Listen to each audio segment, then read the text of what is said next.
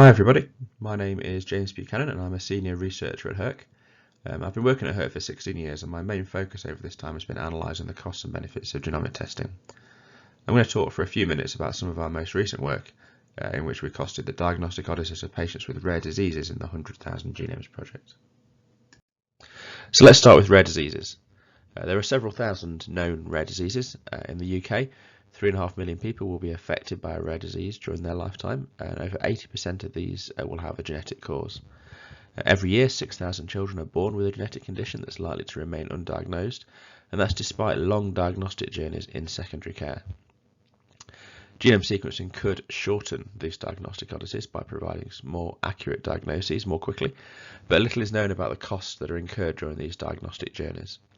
And this information is a really key input into the economic evaluations that we need to carry out to ensure that cost-effective applications of genomics reach clinical practice.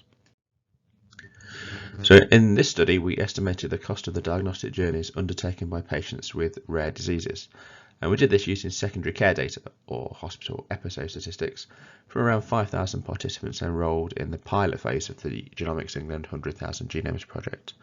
These included affected probands and relatives, and also unaffected relatives.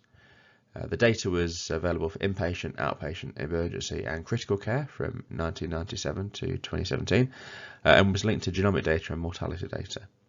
And we attached unit cost to this resource use data and calculated mean cost per participant and annualized costs, and we also quantified cost trajectories over the diagnostic odyssey. Here are the headline results. 240,000 episodes of secondary care were recorded for these participants, costing about £100 million. 3/4 of the episodes were in outpatient care, but 3/4 of the costs were accrued in inpatient care. The mean cost per participant across all forms of care was £22,000, but this was 3 times higher for individuals affected by a rare disease versus their relatives. There were also significant cost differences by participant characteristics, including ethnicity, level of deprivation and region of residence, and costs were higher for certain disorders such as intellectual disability.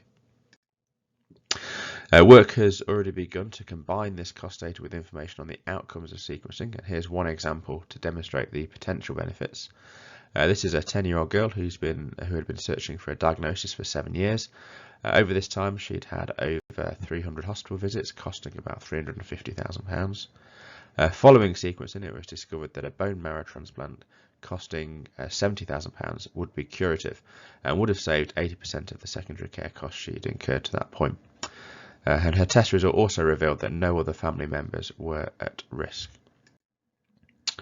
So some of the headline results from our work were recently reported in the pilot clinical paper, which was published in the New England Journal of Medicine in November, and generated quite a bit of media interest. We're currently preparing a manuscript reporting these results in more detail, so watch this space in 2022. And then finally, this work is a collaborative effort with a lot of people currently or previously at HERC, all working in this space elsewhere in the UK and funded by the Oxford Biomedical Research Centre. Thanks for listening.